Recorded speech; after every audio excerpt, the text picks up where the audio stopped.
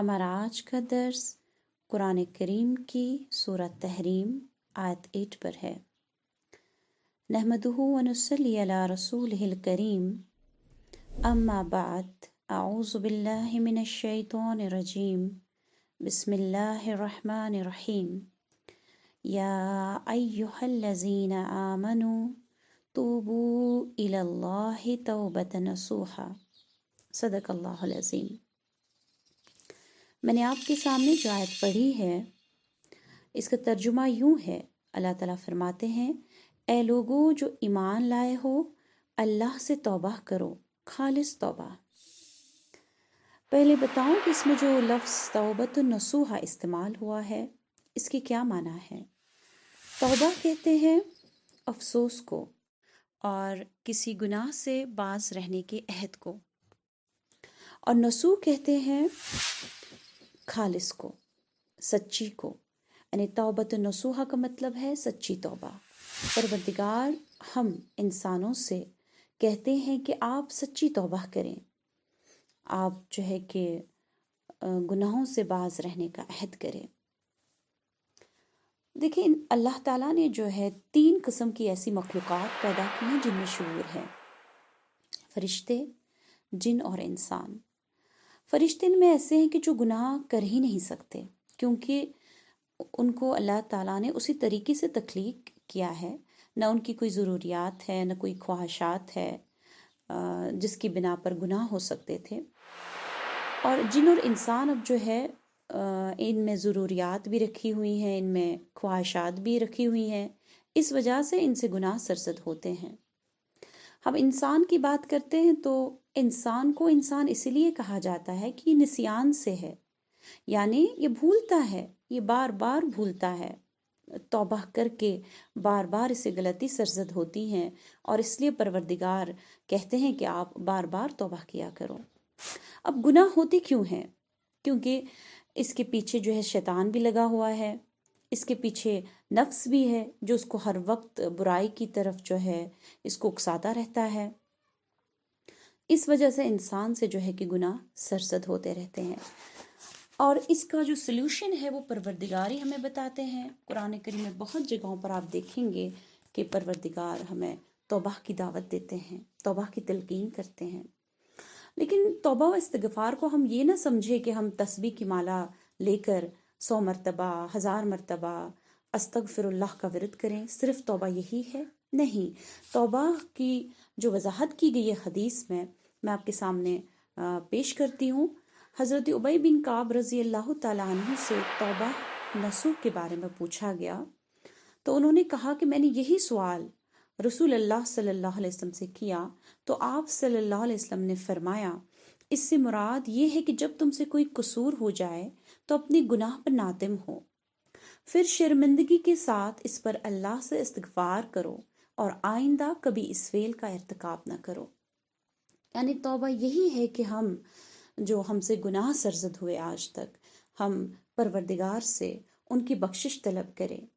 احساس ندامت کے ساتھ، شرمندگی کے ساتھ، اور آئندہ ایک نئی زندگی کی شروعات کرے، ایک اسلام کی زندگی کی شروعات کرے۔ یہ ہے توبہ۔ دیکھیے، اللہ تعالیٰ جو ہے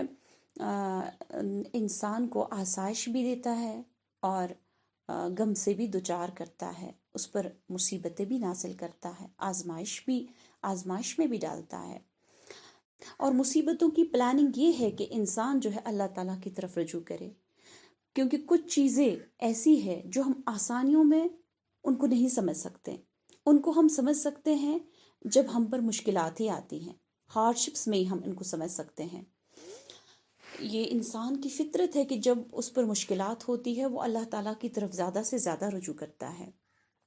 اور پروردگار بھی قرآن کریم میں سورہ زخرف میں فرماتے ہیں، وَأَخَذْنَاهُمْ بِالْعَذَابِ لَعَلَّهُمْ يَرْجِعُونَ، اور ہم نے انہیں عذاب میں دھر لیا تاکہ وہ اپنی روش سے باز آ جائے۔ یعنی اس کی پلاننگ یہی ہوتی ہے پروردگار کی کہ انسان جو ہے عذاب کو دیکھ کر وہ سدھر جائے، وہ پلٹ آئے۔ اور اب توبہ و استغفار جو ہے وہ آدم کی خصلت ہے، ابلیس کی خصلت توبہ نہیں ہے۔ یعنی جو توبہ نہیں کرتے ان میں جو ابلیس کی خصلت ہوتی ہے، ابلیس نے چونکہ توبہ نہیں کی، اب دیکھیے کہ اللہ تعالیٰ نے اس کو کس طرح سے اپنی بارگاہ سے ہمیشہ کے لیے دور کیا، اور آدم علیہ السلام نے توبہ کی، استغفار کیا اپنی غلطی کے بعد، اور اللہ تعالیٰ نے اس کے سبب ان کو بخش دیا۔ تو توبہ جو ہے وہ مومن کا ہتھیار ہے۔ نبی کریم صلی اللہ علیہ وسلم کی زندگی سے ہم سب واقف ہے، کوئی گناہوں سے سرزد نہیں ہوا، لیکن پھر بھی آپ صلی اللہ علیہ وسلم دن میں 70 سے 100 مرتبہ استغفار پڑھا کرتے تھے، توبہ کیا کرتے تھے۔ صحابہ کا یہ طریقہ رہا۔ حضرت عمر رضی اللہ تعالیٰ عنہ بہت زیادہ رویا کرتے تھے، خدا کے سامنے گڑ گڑایا کرتے تھے۔ ہمیں مایوس نہیں ہونا چاہیے، کیونکہ ہم پر جو آج عذاب نازل ہوا ہے پوری قوم پر، ہمیں اس میں مایوس نہیں ہونا ہے، کیونکہ مایوسی کفر ہے۔ ہم بھی اپنے نبی کریم صلی اللہ علیہ وسلم کا طریقہ، اپنے سلف کا طریقہ ہم اپنائیں اور خدا کے سامنے گڑ گڑائے جیسے کہ ان کی روش رہی ہے۔ اب دیکھیے قرآن کریم میں ہم حضرت آدم کے بارے میں پڑھتے ہیں کہ جب ان سے غلطی سرزد ہوئی، اللہ تعالیٰ نے حکم دیا تھا کہ فلاں درخت کے قریب نہ جائے۔ جب گئے، شیطان نے بہلایا، وہ گئے، لیکن اس کے بعد ان میں جو ندامت ہوئی، آہ و بکا کی، پروردگار نے اس کے سبب سے ان کو بخش دیا، ان پر پھر سے متوجہ ہوئے، ان کی آہ و بکا کے سبب، ان کی توبہ کے سبب۔ تو آدم کے اس رویے سے ہمیں یہ نصیحت ملتی ہے کہ ہمیں توبہ بھی کرنی چاہیے اور آہ و بکا بھی، آہ گزاری بھی، کیونکہ اللہ تعالیٰ خود قرآن کریم میں فرماتے ہیں فَلَوْلَا إِذْ جَاءَهُمْ بَعْسُنَا تَضَرَّعُوا، بس جب ان پر ہمارا عذاب آیا تو انہوں نے کیوں نہ آہ وزاری کی۔ خود ہمیں پروردگار سلیوشن بتاتے ہیں، آہ وزاری کریں، جس طرح آدم سے بھی غلطی سرزد ہوئی اور انہوں نے آہ و بکا کی، انہوں نے اللہ تعالیٰ کا جو ہے کہ ان سے توبہ کی۔ توبہ کے کلمات بھی پروردگار نے سکھائے جو قرآن میں موجود ہے، ربنا ظلمنا انفسنا وان لم تغفر لنا وترحمنا لنکونن من الخاسرین۔ اے ہمارے رب، ہم نے اپنے اوپر ستم کیا، اب اگر تو نے ہم سے درگزر نہ فرمایا اور رحم نہ کیا تو یقیناً ہم تباہ ہو جائیں گے۔ اسی طرح ہم حضرت یونس علیہ السلام کے بارے میں جو پڑھتے ہیں، ان سے جب غلطی سرزد ہوئی تو اللہ تعالیٰ نے مچھلی کو حکم دیا اور انہوں نے اس کو اپنے پیٹ میں رکھ دیا، لیکن یونس علیہ السلام نے آہ و بکا کی، انہوں نے گڑ گڑایا، انہوں نے پروردگار کے سامنے جو کلمات پڑھے وہ قرآن میں موجود ہے، لا الہ الا انت سبحانک انی کنت من الظالمین، نہیں ہے کوئی الہ مگر تو، پاک ہے تیری ذات، بے شک میں نے قصور کیا۔ تو پروردگار نے اس آہ و بکا کے سبب، اس گڑ گڑانے کے سبب، پروردگار نے یونس علیہ السلام کی جو خطا تھی اس کو بخش دیا اور ان پر پھر سے متوجہ ہو گئے، رحمت کی نظر کی۔ اسی طرح ہم حضرت ایوب علیہ السلام کے بارے میں اگر دیکھیں گے کہ کس طرح سے ایوب علیہ السلام پر آزمائش آئی، اللہ تعالیٰ نے ان کو کس طرح سے، مطلب روایت میں آیا ہے کہ ان کے جسم پر کیڑے پڑے تھے، جس طرح ہمیں آج ایک وائرس نے اٹیک کیا، اس طرح حضرت ایوب علیہ السلام کے جسم پر بھی اس طرح سے کیڑے پڑے تھے، اور وہ کیڑے جب ایوب علیہ السلام کی زبان پر آنے لگے تو ایوب علیہ السلام نے اللہ سے دعا کی کہ مجھے میری زبان کو ٹھیک رکھے تاکہ میں آپ کا ذکر کروں، اور 3 سال تک ایوب علیہ السلام کی ثابت قدمی کے ساتھ، کس استقامت کے ساتھ اللہ تعالیٰ کے ساتھ جڑے رہیں، اور اس کے بعد پروردگار نے ان کو شفا بخشی۔ تو ایوب علیہ السلام کی اس رویے سے ہمارے لیے یہ نصیحت ہے کہ ہمیں آزمائش کے دور میں کس طرح سے ثابت قدم رہنا چاہیے، اللہ کی راہ میں استقامت دکھانی چاہیے، پروردگار کا ذکر کرنا چاہیے، اس کو بھلا نہیں دینا چاہیے۔ ہم خود پروردگار کو ناراض کرتے ہیں، اس لیے پروردگار جو ہے ہم پر غضبناک ہوتا ہے، کیونکہ پروردگار خود قرآن کریم میں فرماتے ہیں کہ آخر جب انہوں نے ہمیں غضبناک کر دیا تو ہم نے ان سے انتقام لیا۔ ہم خود ایسا کرتے ہیں، پروردگار کسی قوم کی حالت کو نہیں بدلتے جب تک ہم خود اپنے آپ کو ظالم ثابت نہ کریں۔ ہم جانتے ہیں کہ نبی صلی اللہ علیہ وسلم کی زندگی ہر وقت اللہ کی یاد میں رہتی تھی، اللہ کے دین کی تبلیغ میں رہتی تھی، اور راتیں عبادت میں گزرتی تھی، لیکن پھر بھی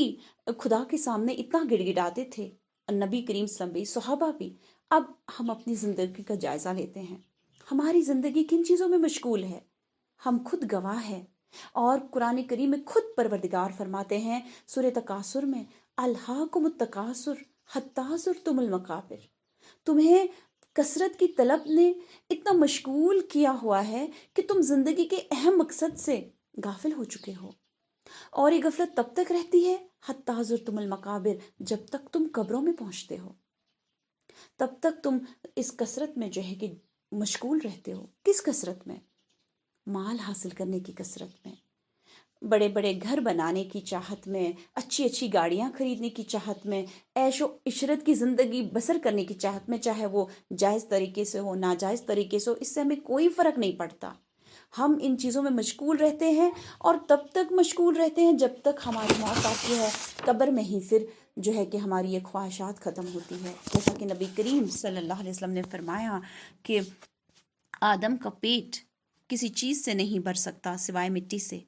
یعنی اگر آدم کے بیٹے کے پاس، انسان کے پاس ایک وادی بھر سونا بھی ہو، وہ چاہتا ہے کہ دوسری ہو، پھر چاہتا ہے تیسری ہو، اور قبر میں ہی جا کر اس کی خواہشات ختم ہوتی ہے۔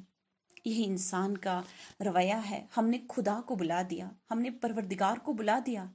لیکن ہمیں پھر بھی مایوس نہیں ہونا چاہیے۔ جس طرح کہ حضرت یونس علیہ السلام کی قوم پر جب عذاب نازل ہوا، انہوں نے آہ و بکا کی،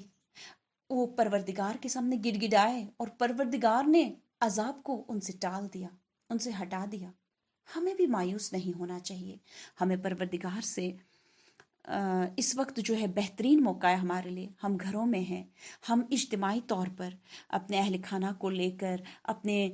بچوں کو لے کر اجتماعی طور پر اللہ تعالیٰ سے پچھلے تمام گناہوں کی بخشش طلب کرے، اور عہد کرے کہ آئندہ جو ہے کہ ایک نئی زندگی کی شروعات کرے، ایک اسلام کی زندگی کی شروعات کرے، کیونکہ قرآن کریم میں جو احکام نازل ہوئے ہیں اپلائی کرنے کے لیے ہیں، ہم اس کو اپلائی کریں، اس کو فالو کریں۔ اور آخر میں اللہ تعالیٰ سے دعا کرتے ہیں کہ پروردگار ہمیں سچی توبہ کرنے کی توفیق بخشے، اور ہم میں ہمت پیدا کریں کہ ہم زندگی کے ہر شعبے میں اسلام کو اپلائی کریں، اسلام کو اپنا دستور زندگی بنائیں، as a complete code of a life. اس طرح سے اسلام کو ہم اپنی زندگیوں میں اس پر عمل کرنے کی کوشش کریں۔ آخر میں بتانا چاہتی ہوں کہ محمود خالد صاحب نے درد بھرے لہجے سے انسان اور خدا کے درمیان کا تعلق جس انداز سے بیان کیا ہے، آپ اس کو ضرور سنیے۔ وآخر دعوانا ان الحمدللہ رب العالمین۔ ناراض کر بیٹھے یہ ہم سب کیا کر بیٹھے، بہت پرواز کر بیٹھے، خدا ناراض کر بیٹھے، بہت مصروف رہتے تھے، ہواؤں پر حکومت تھی، تکبر تھا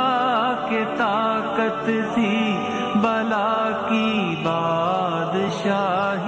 تھی، مگن تھے اپنی دنیا میں، سبھی بے خوف رہتے تھے، تیری ہستی بھلا کے ہم سبھی خاموش بیٹھے تھے، کوئی بے فکر بیٹھا تھا، کوئی مصروف سازش تھا،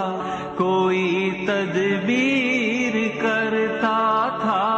کوئی تسخیر کرتا تھا، کہ ظلمت راج کرتی تھی، خدا خاموش بیٹھا تھا، پھر ایک ایسی وبا پھیلی فضاؤں اور ہواؤں میں، سبھی کچھ تھم گیا مالک تیری خلق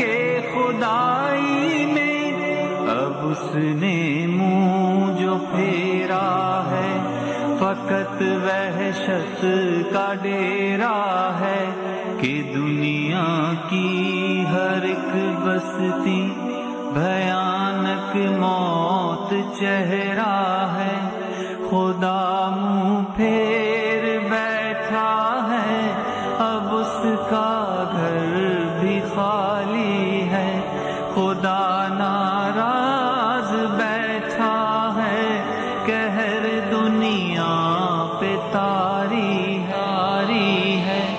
ابھی بھی وقت ہے لوگوں خدا سے گر گرا کے تم اسے راضی کرو لوگوں خود ہی اپنی مٹا کے تم ابھی بھی وقت ہے لوگوں خدا راضی کرو لوگوں ابھی توبہ کرو لوگوں نگاہیں نم کرو لوگوں وہ جلدی مان جاتا ہے وہ اب بھی تم کو چاہتا ہے وہ اب بھی تم کو چاہتا ہے وہ اب بھی تم کو چاہتا ہے ستم ہم نے کیا خود پر رحم تو نے ہی کرنا ہے یہ ہم اقرار کرتے ہیں یہ ہم فریاد کرتے ہیں ہمیں بھی بخش دے یا رب تجھی سے آس رکھتے ہیں ہمیں معلوم